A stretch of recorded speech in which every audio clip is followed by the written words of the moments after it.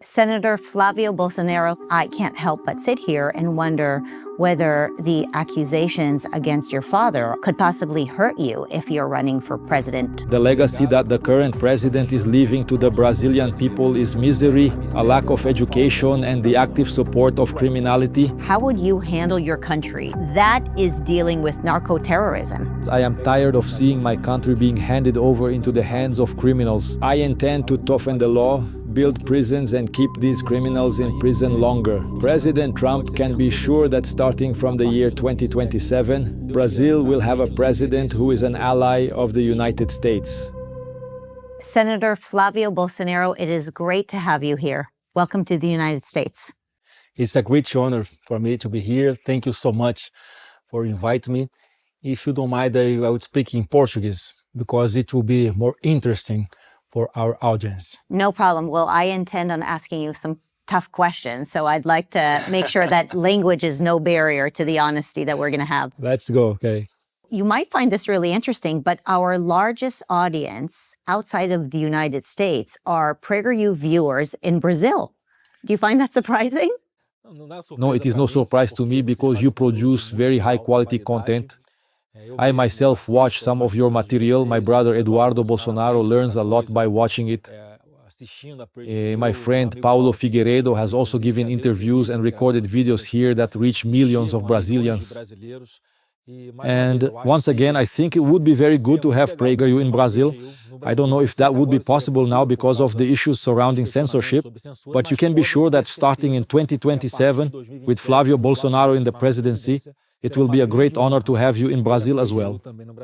Yeah, well, they write us all the time and tell us how much they love the taste of freedom that we give them. So I look forward to visiting you in Brazil one day, and God willing, we will go to Carnival together. Not just for Carnival, but also exploring our natural beauties. There are truly fantastic places in Brazil like Angra dos Reis, Lençóis Maranhenses, the Amazon, the Pantanal, and the Gaúcha Mountains. There are many beautiful things to see in Brazil, and I am certain that the American people will always be very welcome in our land. Looking forward.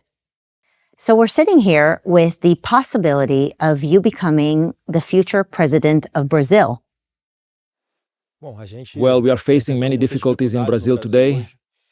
It is a moment of intense political persecution, and there is great chaos in public security. There is a major problem in our education for children, and as a result of what unfortunately happened to former President Jair Bolsonaro, I was nominated to run for the presidency of the Republic to continue his legacy, his work, and to rescue my country from the hands of the left, the far left.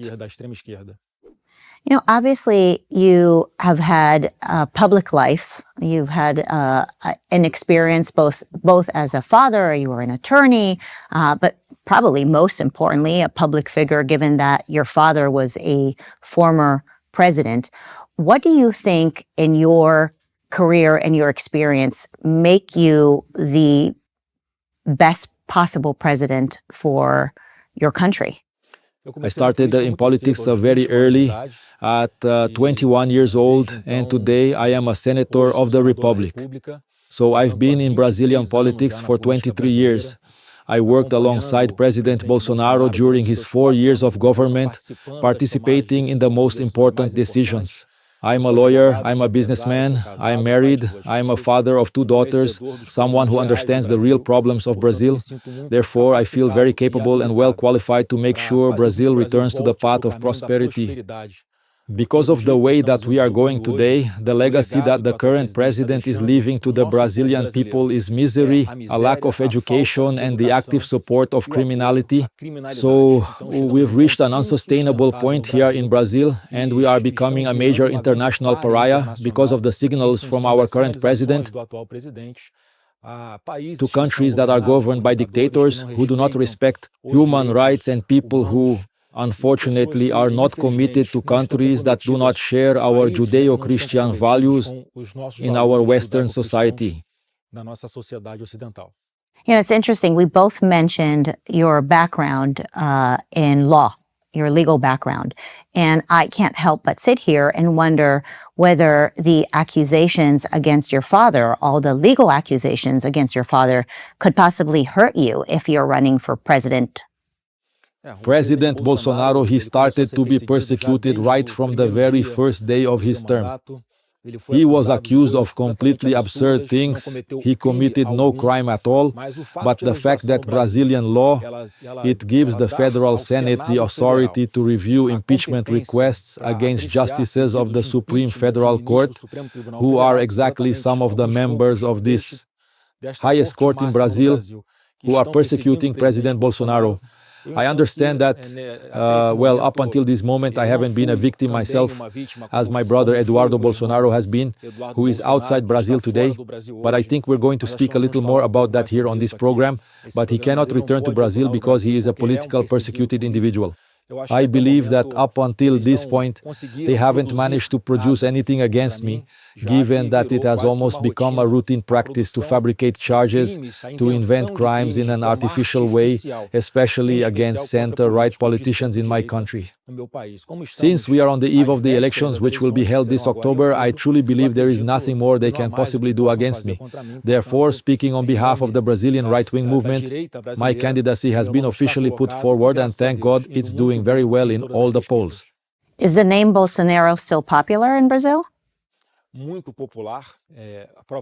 Very popular. Proof of this is that Flávio Bolsonaro is currently leading in many polls, or even tied in some polls with the current President of the Republic. President Bolsonaro has been censored for some months, prohibited from using social media, with great difficulty communicating with the public.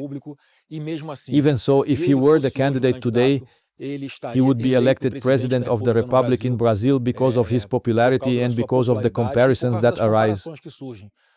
President Bolsonaro's government was in fact placing Brazil on the path of prosperity, on the path of fighting criminals, on a path of economic balance, of reducing unemployment. However, unfortunately, the pandemic in the middle of his term and the political persecution that he suffered, including by some sectors of the press, led him to the situation we see today. And President Bolsonaro's name is so popular that he was able to nominate his own son, not merely because he is his son, but because I am qualified and prepared to run for the presidency of the country. And today we are very well positioned in the polls, and the population is anxiously waiting for October to arrive so that we can retire the current president of the Republic. So, with your permission, I'd like to bring up the accusations against your father and your family. And believe me, I've done a lot of research to make sure that we can actually talk about the things that your family is accused of, because I think it's very, very serious. And one of them is so-called insurrection on January 8, 23, which is interesting timing, but also an accusation of hydroxychloroquine being recommended by your father during the COVID days. I don't know why that continues to be a claim against him, but it is. Disturbing a whale, which maybe you can talk to me a little bit about that. Mind-boggling. Okay, so jet skiing and disturbing a whale, the deforestation of the Amazons. I know that there is a claim that he is anti-environmentalism. Maybe that is tied to the jet ski and the whale. We can keep going into that. Something about selling gifts, including a gift which he received from the Saudis. The accusation is not that he took the gift. The accusation is that he sold the watch and some other items maybe.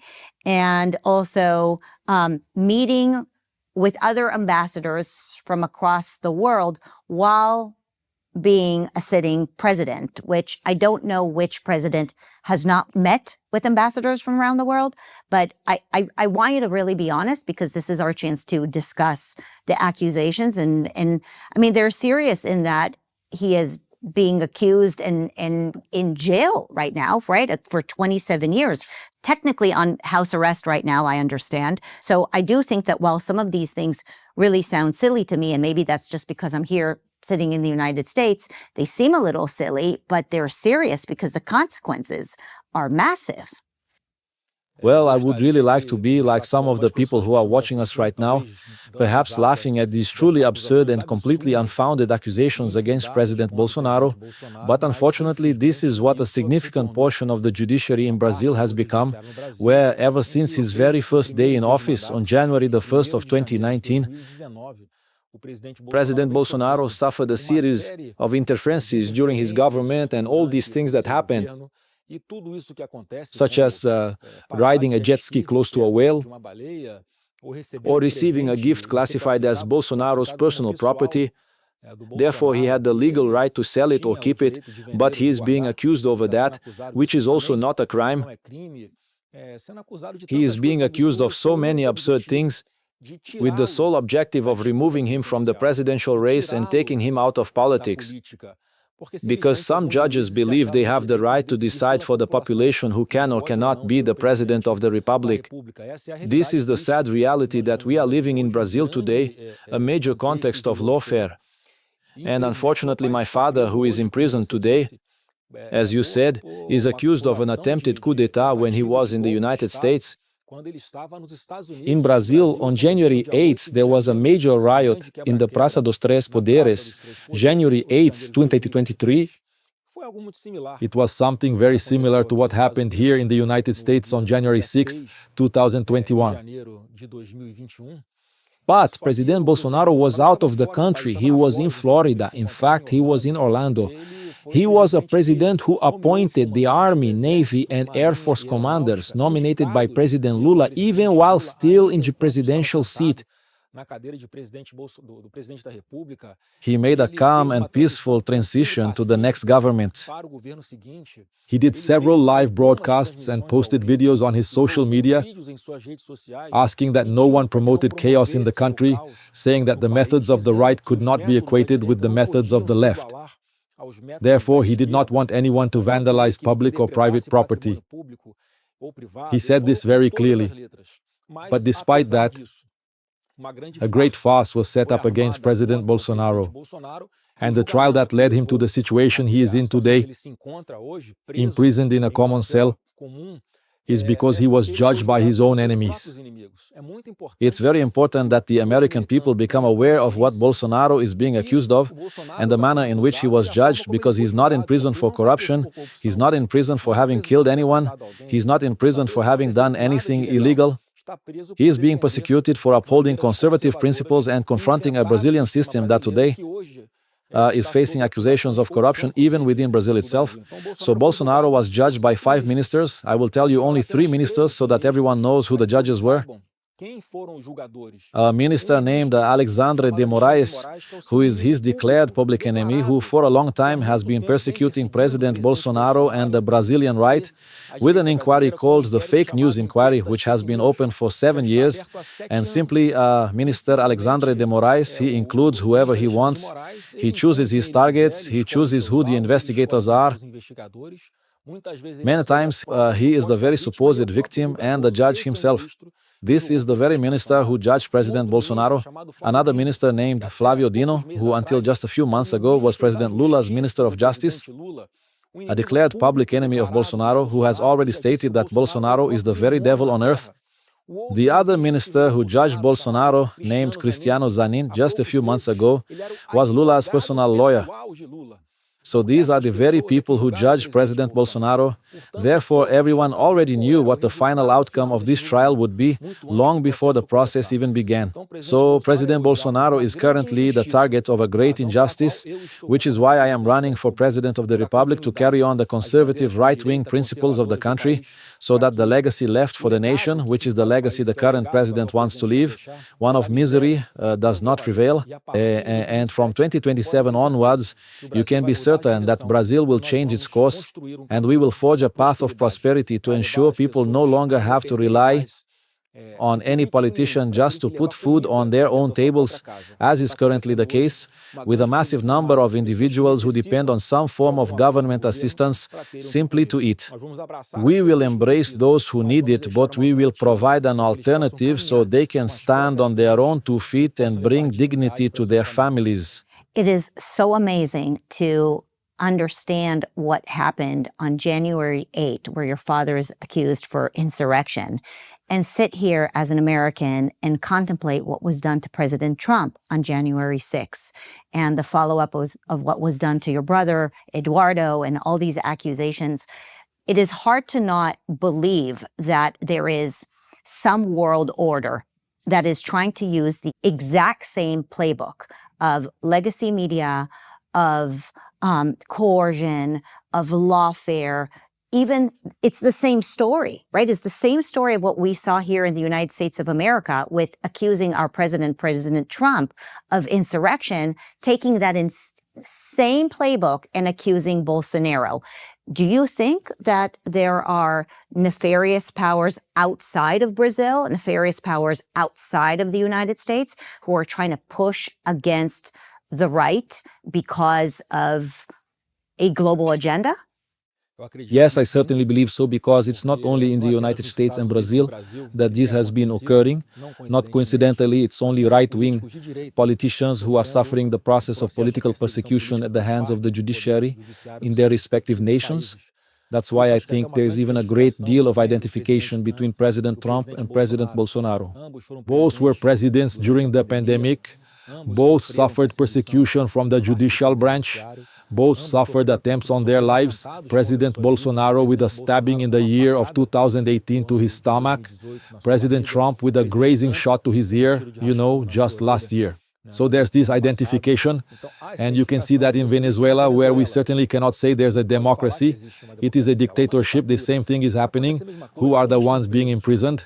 It's those individuals who dare to challenge the established system. However, just like with any dictatorship, it doesn't simply occur overnight. The freedom of the people is gradually, slowly being taken away from them. And this is the process that Brazil has been suffering through until now, with freedom slowly being taken away, all under a false justification of protecting democracy. But in reality, it's precisely those very people who are destroying democracy, using this defense of democracy as an excuse, and putting people behind bars and taking away the possibility of them running for a position like President of the Republic with a stroke of a pen, overriding the will of the people, which should be sovereign. So, yes, I believe it's a global movement. Yes, it's no coincidence this has happened in European countries and Central America. But on the other hand, I see good news, a light at the end of the tunnel, that thank God all these authoritarian left-wing regimes, without exception, are falling worldwide. And you can be absolutely sure that in Brazil the same thing will happen. From 2027 onwards, we will reclaim democracy in our nation. Brazil has amazing amount of natural resources. Obviously, the whole world knows this. How much do you think this global agenda has to do with energy? Well, Brazil has been blessed by God with abundant natural resources, and we have practically all forms of energy that can help sustain the world. In Brazil, a large part of the energy produced in our country is clean energy. Today, it includes energy that comes from hydroelectric plants, energy that comes from sunlight, from the winds, and even nuclear energy, as well as other energy sources that still exist in great abundance in the world, which we need to explore more and more, including energy coming from oil. Therefore, Brazil sets an example for the world in the production of clean energy, and can be one of the main countries in the world to guarantee that this energy reaches other continents, including the United States and Europe, which I know is a major challenge that many face. So Brazil is at the forefront and can contribute greatly to the world in the energy agenda. Senator Bolsonaro, we talked about energy. We can't talk about energy without thinking about China. We all know that China is very focused on needing energy resources. We've seen what recently happened in Venezuela.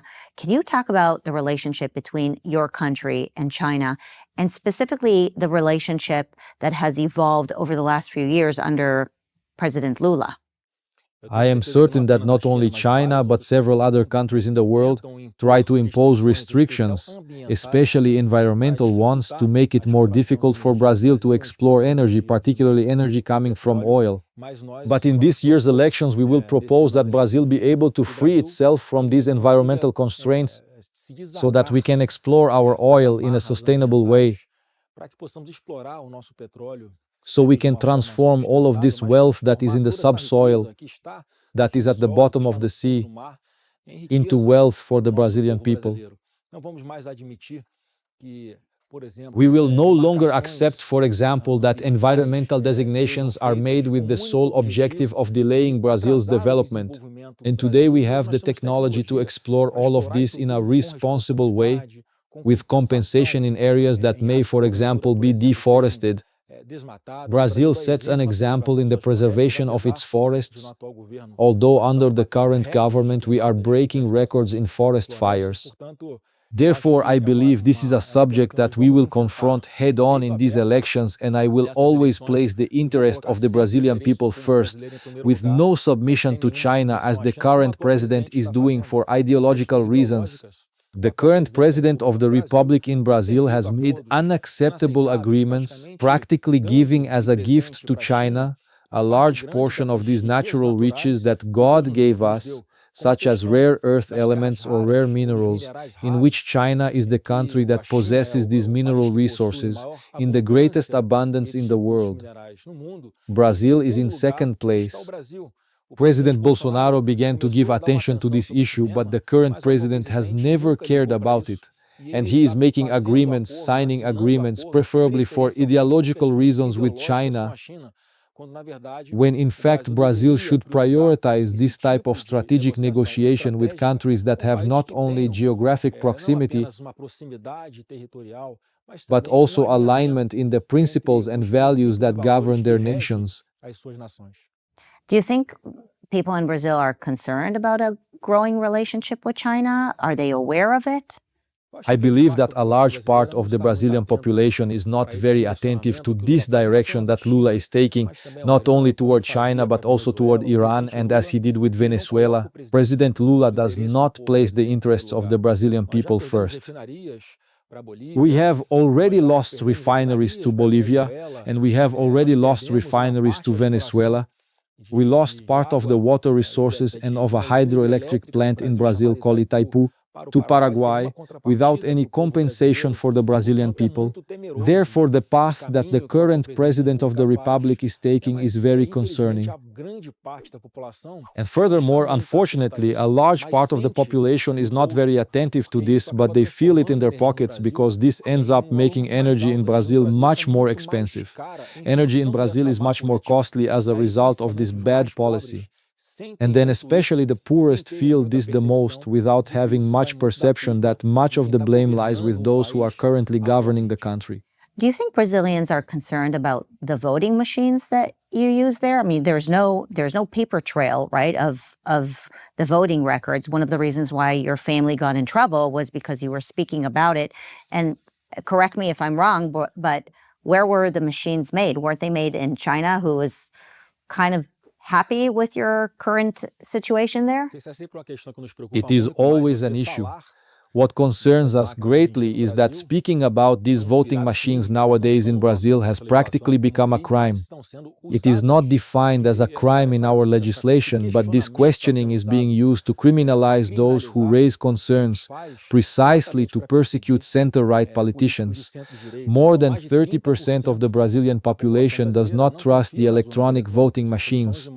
We are talking about more than 50 million Brazilians who say they do not trust them. President Bolsonaro and we have always defended greater security and more transparency, not only for the electronic voting machines, but for the entire electoral process in Brazil. Brazil is the only country in the world that uses 100% electronic and digital system. Why do the nations that have the most technological capacity in research, development, and intelligence, why none of them use 100% electronic system? Because there are vulnerabilities. What we have always defended is that we should be able to identify these vulnerabilities in order to make the electoral process in Brazil safer and more transparent. Look at what happened recently in Venezuela. It was only possible to confirm fraud in the presidential elections in Venezuela from the moment there was a paper receipt alongside the electronic voting. And that way it was possible to recount the votes. In Brazil, it is impossible to recount the votes. Therefore, as long as we do not solve this, there will always be a large portion of the population that will distrust the result. What were the Brazilians' reaction to not allowing Elon Musk to open X in Brazil? Don't they want to receive the opportunity of free press and be able to express themselves? In fact, this was yet another decision by Justice Alexandra de Moraes, who took X offline in the middle of the Brazilian elections because they know that we on the right have greater influence on the internet. Polls in Brazil show that more than 60% of Brazilian voters who vote for Lula get their information from the mainstream media. And on the other hand, more than 60% of right-wing voters get their information from social media. Therefore, it was a decision that caused a major imbalance in the electoral dispute, a decision that favored candidate Lula at the time and worked against President Bolsonaro. And the population became very outraged by this. This was just one of several reasons that led the Brazilian population, after the announcement of the 2022 election results, to take to the streets to protest, because it became very clear to everyone that there had been an imbalance in the presidential race and that it was not a fair game. What is so amazing about all of it is that they did not punish Elon Musk when they wouldn't let him open X. They punished the Brazilian people by then threatening to attack Starlink, yet more internet offerings to Brazilians. This is the thing. They're literally punishing the Brazilian people. Social media platforms are a great public square for debate, and what happened in Brazil was simply that all the virtual public squares were closed so that there would be no debate. So it was not a punishment against Elon Musk, it was a punishment against the Brazilian people. But this same justice who is causing so much damage to Brazilian democracy placed Elon Musk under investigation in this inquiry we already mentioned, called a fake news inquiry, which has been undergoing for more than 7 years. He made Elon Musk a target of investigation because he was refusing to comply with illegal and secret orders from Minister Alexandre de Moraes. And not only that, he takes X offline to try to punish Elon Musk, but in doing so he punishes the Brazilian people, but he also blocks other companies in which Elon Musk has some participation, such as Starlink, in order to try to harm him financially. That was the reason why President Trump later used an American law called the Magnitsky Act to impose sanctions on Justice Alexandre de Moraes, precisely for attacking and violating the human rights of American citizens and companies. So this is the real situation Brazil finds itself in today. If Justice Alexandre de Moraes of the Brazilian Supreme Court were consistent, he would have had to place not only Elon Musk under investigation but also President Donald Trump himself in this process in Brazil. Obviously, he did not do that. He directs the investigations and chooses the targets he wants, regardless of whether the person committed any crime, and certainly Elon Musk committed no crime at all. He merely respected American law and the American Constitution, which recognizes freedom of expression as a sacred right. In Brazil, this has become a dead letter in our Constitution. There it also says that there cannot be censorship, but today there is censorship in Brazil. Whenever I speak to people from other countries, I realize how lucky we are to have freedom of speech, what a gift it is as Americans to have it. The other thing I think about is there are things that I would imagine a mom who's sitting in Brazil and watching this has in common with me. And that is ultimately, we would want to vote for somebody who would keep our country secure, right? Safety is such a #1 issue. And when I think about Brazil, I think about crime, I think about narco crime. How would you handle your country, which is a massive country that is dealing with narco-terrorism? When the current president of the Republic was elected in 2022 against President Bolsonaro, Brazilian prisons were celebrating. There are several videos on social media and on the internet showing how robbers, rapists, drug traffickers, and murderers were celebrating Lula's election. He received more than 80% of the votes from prisoners in Brazil. Believe it or not, prisoners in Brazil are still allowed to vote, which is something absurd, a great shame for all of us. But we are trying to change this in the legislation. Therefore, the fight against organized crime became very weakened under President Lula's government, because it seems that he has become a major reference point for these criminals in Brazil.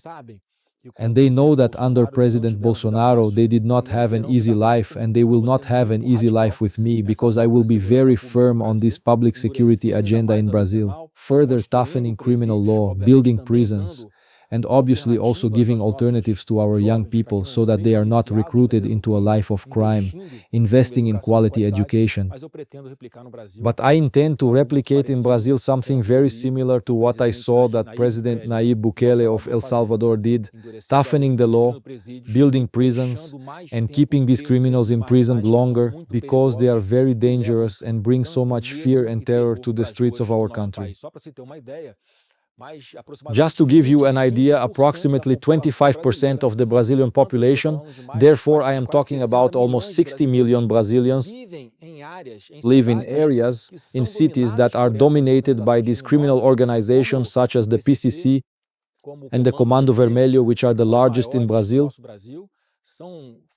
These are factions that are even larger than the ones that are currently being fought by President Trump. Without a doubt, this is a very great cause for concern for us inside Brazil.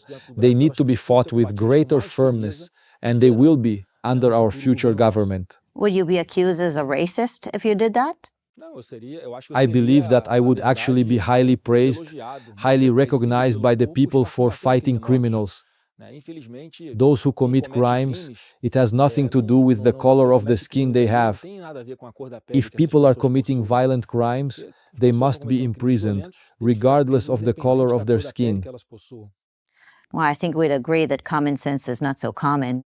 There may be narratives along those lines, as also happens in Brazil, but I think that today there is a broad understanding among the majority of the Brazilian population that people who commit violent crimes in Brazil must comply with the law and remain imprisoned regardless of their skin color.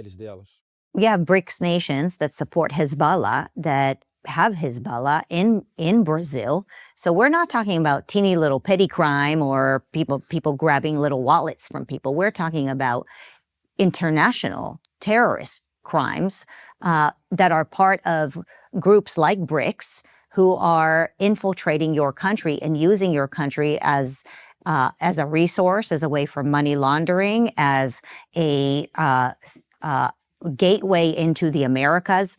We're talking about serious crime. Once again, the bad example in Brazil today is coming from the top. It is coming from the President of the Republic himself.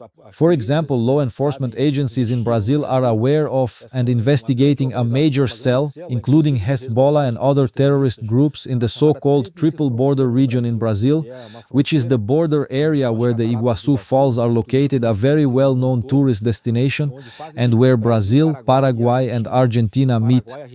Paraguay and Argentina have a technical cooperation agreement to combat these criminal organizations, but Brazil is not participating by choice of the current President of the Republic. This sends a very clear message to criminal organizations that they will not be disturbed while Lula is president.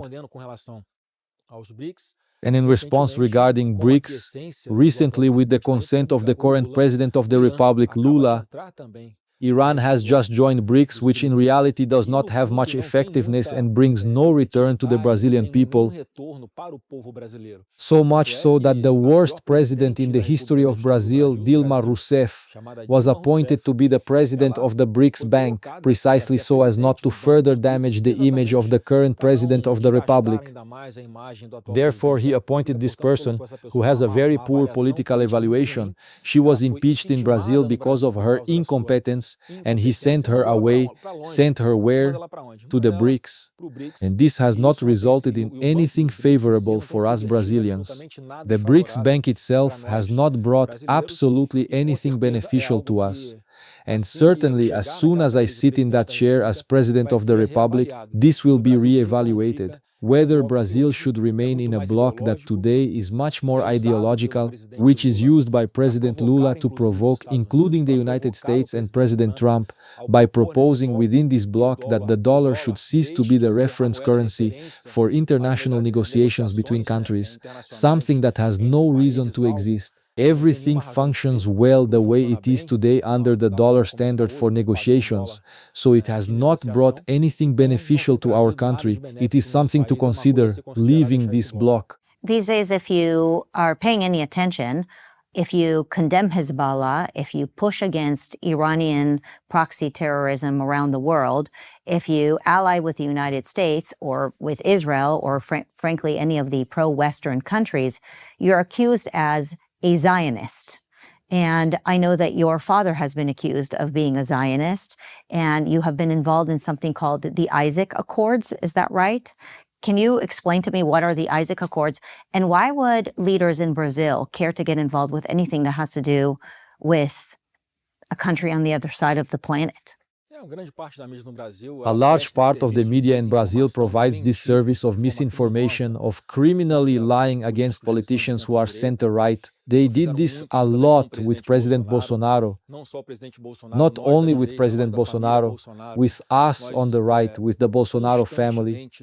We constantly reiterate our admiration for the Jewish people and our recognition of the State of Israel. Therefore, the Abraham Accords, which were made so that there could be this recognition and the re-establishment of trade relations between Israel and countries in the Middle East, were something very positive. And recently, the president of Argentina, Javier Milei, proposed the Isaac Accords with countries that are not in that Middle Eastern axis, that are outside of it, in order likewise to improve and strengthen military and economic relations between their countries, including trade and technology. It is certainly something that I will do as soon as I become President of the Republic. I intend, together with President Milei, to also sign it and make Brazil a signatory to this agreement. How do you feel about President Trump maybe being somewhat, I don't know, inconsistent or unpredictable when it comes to geopolitics? Well, I think that when President Trump left the leadership of the United States and Biden came in, the world became much more chaotic. Many wars that were on the verge of happening, President Trump, in his own way, was able to manage situations, and the world did not have as many wars as it began to have starting with President Biden's term. Here in the United States, therefore, I obviously admire President Trump for his leadership in that regard. But I also believe that he should look more carefully at Brazil, because Brazil is very strategic not only for the United States but for the entire Western world.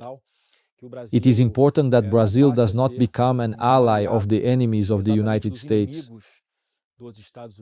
I would like him to give even greater attention to us, including because of the mineral resources that exist in Brazil, and because of the strategic position we have in relation to the United States, geographically speaking. I believe that President Trump can be sure that starting from the year 2027, God willing, Brazil will have a president who is an ally of the United States, who respects the American people, but who will also do everything that is in favor of the Brazilian people and in defense of the Brazilian people, so that we can restore this historic relationship of great friendship, respect, and commercial partnership between Brazil and the United States. Since President Lula was first elected in 2003, the United States ceased to be Brazil's largest trading partner, and Brazil came to have China as its largest trading partner.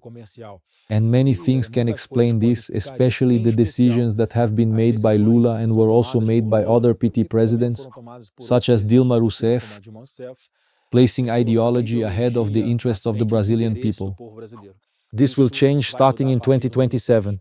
So if you were president right now, how would you have reacted to Trump's tariffs? What would you have done? I believe that countries that have been friends for centuries should not treat one another with fees or tariffs. I am convinced that starting in 2027, when we have a president who respects the American people, just as the American president respects the Brazilian people, we will be able to reach a good agreement, as happened in Argentina, our neighboring country, where under its president tariffs in various sectors were even reduced to zero to allow for better trade, fair trade, between the two nations. I believe it is possible for Brazil to follow the same path, but I think it is impossible for that to happen while today the presidency of the Republic is held by someone who has an anti-American sentiment, almost one of hatred toward the United States. That makes it very difficult to put the interests of Brazilians first. Instead, he is placing ideology ahead of the interests of the Brazilian people. And the world is changing very quickly, as we're seeing, both in the Middle East, who our relationships are with, and who is with us as Americans, who is not with us. I mean, sometimes we don't even know who in Europe is with us anymore. And so I think it is no surprise that President Trump is trying to figure that out by, I guess I would say, shaking the blanket to figure out who's going to make a phone call when they realize that the United States is not going to give unconditional love to every country around the world, despite what we've been experiencing. Do you think that you would be able to navigate through those waters where Brazil would signal to the United States that they are interested in allying with us, as opposed to some of the cold experiences that we've seen over the last few years? I believe that in fact the United States was greatly harmed under the administration of former President Biden, which obviously created for the current President Trump a need to accelerate the reindustrialization of his country and to generate more jobs in the United States. I believe he is doing what is best for his country, as is expected from an elected president. In Brazil, I intend to ensure that the interests of Brazilians are always placed first as well. I believe I would be very capable and qualified to build good relations with President Trump, because Brazil is a very important country for the world. We produce food for more than 1 billion people worldwide. Our agribusiness is very strong. As we have already discussed, Brazil can also be a major generator of clean and affordable energy for the entire world, including for the United States. We have large reserves of strategic minerals for the whole world. Therefore, I believe that this relationship of respect between Brazil and the United States can return to good terms, unlike what has happened under the current president of the Republic. And we talked a lot about lawfare and the importance of election integrity. And I want to go back to that because really the future of your country relies on the integrity of the elections. What happens if you don't win? What happens if you don't win and you all feel like the election was stolen? What do you do? First, I am going to win this election because I truly believe this is a project of God. Things have been happening all over the world and in Brazil as well specifically. The only explanation for the scenario that led Brazil to the chaos it finds itself in today, and that is already beginning to change. Many signs have been given, and the Brazilian population has also awakened to this. They will no longer believe the lies of someone like the current President Lula. Just as I hope President Trump does not believe in a person marked by lies, marked by falsehood, and marked by cynicism in these relationships and in these conversations that are taking place between Trump and Lula. This even surprises me that President Trump, who has American intelligence, one of the best in the world, at his disposal, does not realize who he is dealing with. So it is very dangerous to believe what President Lula says, because his tradition is not to fulfill agreements. His tradition is to act as he has done since his first term in 2003, making gestures toward nations with which he has ideological identification. Therefore, I believe that Brazil has awakened. Brazil is in a wave, in a very strong and growing popular movement, questioning the current state of our democracy. People who are oppressing the population are now in a considerably weakened situation because they are being exposed to possible corruption schemes. Therefore, I have no doubt that Brazilians will be able to choose the path of prosperity against everything that is happening in the country today. And we will take, I believe, through a new composition of our electoral court, measures to prevent any type of illegality during the elections, any type of manipulation,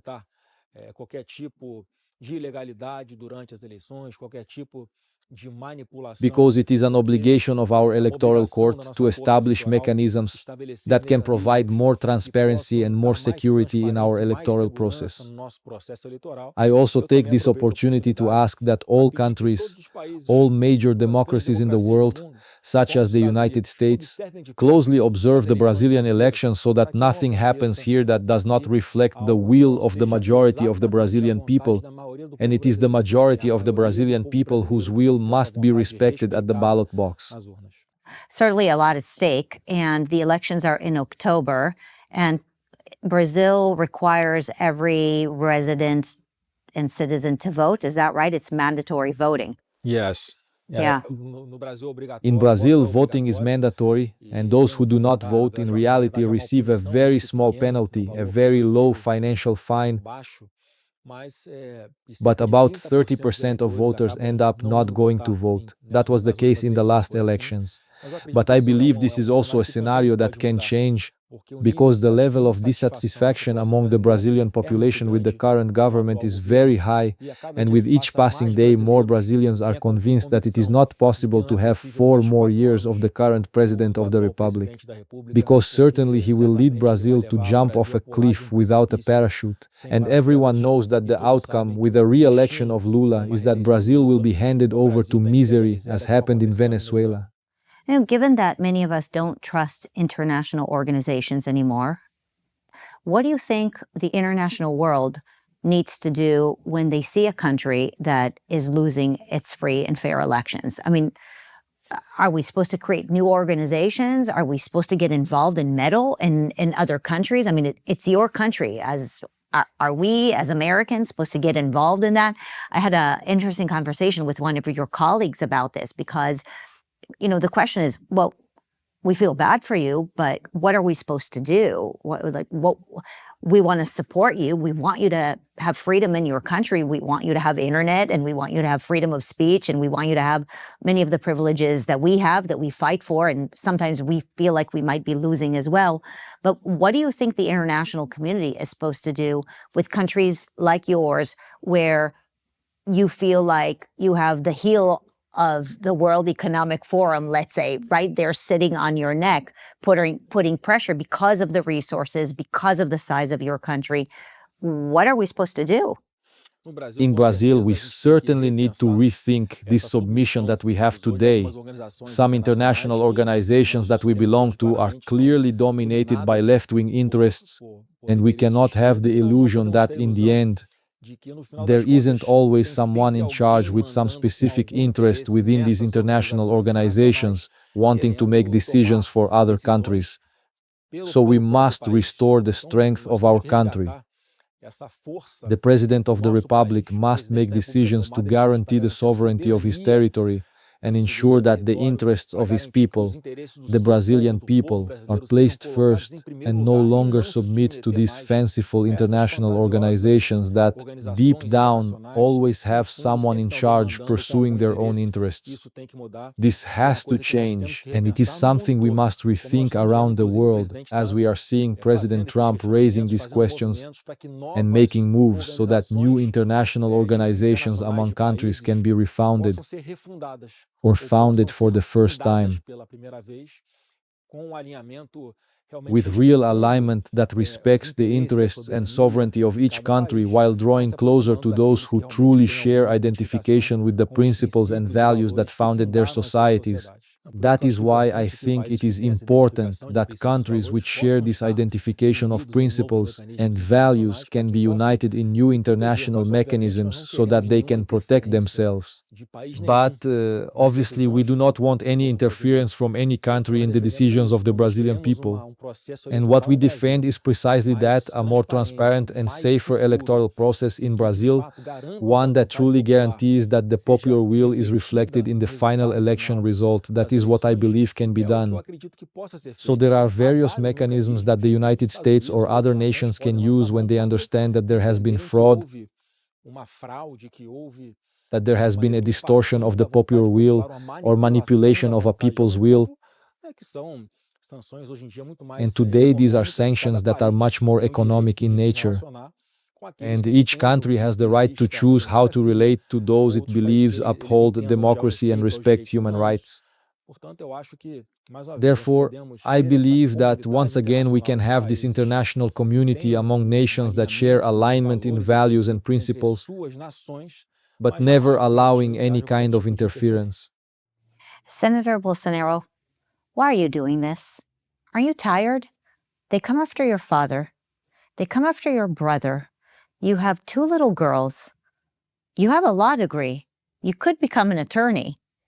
You could probably start a business. Why keep fighting? Because I am tired of seeing my country being handed over into the hands of criminals.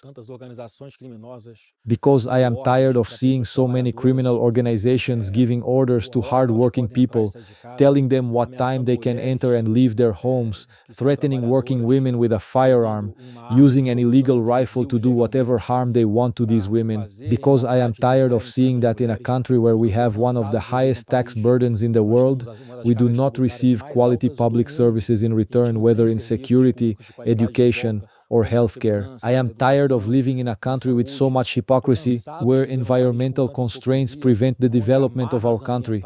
It is exactly because I have 2 daughters that I want them to live in Brazil, to grow up in Brazil, to study in a quality school in Brazil, to study at a quality university in Brazil, so that they can be proud not only of their country, but also of their father, for having been part of changing the history of their country.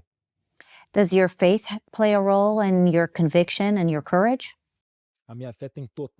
My faith has everything to do with this moment that I am living. Once again, what motivates me to run for the presidency of the Republic is everything I have told you, and also to honor an honest person like President Bolsonaro, my father, who did not deserve to be going through all of this. And that is why I believe this is a project of God. Many times God makes us go through difficulties in our lives. We have to cross deserts that are, in truth, like a marathon to build spiritual strength, to develop maturity so that we can face difficult problems head-on, without fear, with faith in God that what I cannot manage to solve, God will solve for me. That is how I am facing this moment. I know I will face a very difficult path, that I will be heavily attacked, but I know that God is in control of everything, and in the end it will be worth it, because God will open the sea so that we can cross it, and on the other side we will sing the hymn of victory together with the good people of my country. I can't help but think that as we look at all these issues that we're dealing with as humans globally, there is a fight of good versus evil. And there are the fighters, and there are the people who give up and get tired. And I think that when we pay attention to really what's happening around the world, many of us are in this together. Many of us are in this fight together where we feel like we see the evil and we can't stop. And, maybe it's our conviction, maybe it's our relationship with God, maybe it's our understanding that once things get so bad, it's hard to fix them. But is it possible that this battle that we're experiencing as human is even bigger than us? It's a spiritual battle of good versus evil. And ultimately, we will look back when we're old. We're not old yet, but when we're old, we will ask ourselves what have we done during these spiritual battles, during these crazy, intense times? Did we put in an all? Did we go to the ballot box and vote? Did we develop discernment and an understanding of what's happening around the world and rejected the narrative of the media that has been constantly sending a certain message to us? Did we do something? Did we do something so that our kids will grow up in a better world?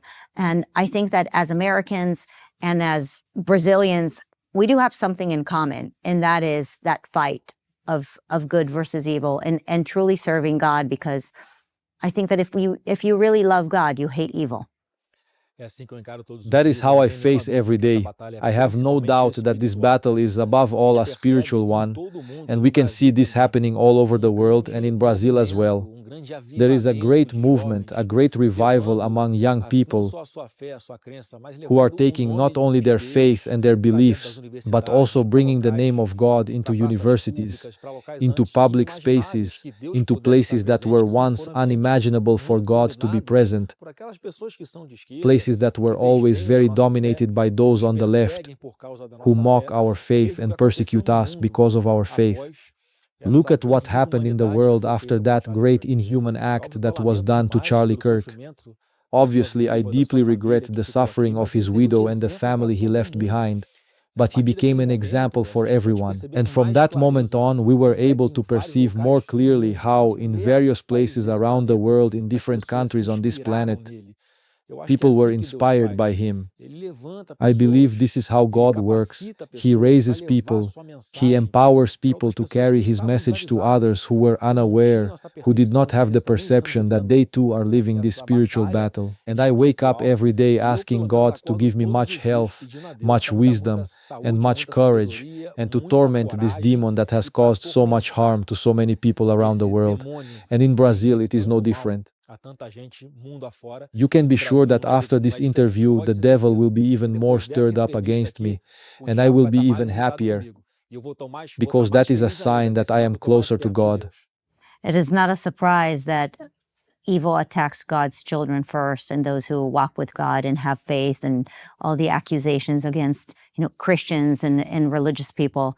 It is not a surprise that we're the first line of attack. What is your final message to those who are listening? The message is that we cannot lose faith. When we are very tired, we must remember that we have a country to restore, that we have a family to protect, and that we have a better nation to leave for future generations, always with our knees on the ground, with great faith, because I have no doubt that the world is going through a transformation. And in Brazil, I am very grateful to God for using me to be part of this transformation and of the restoration of my country.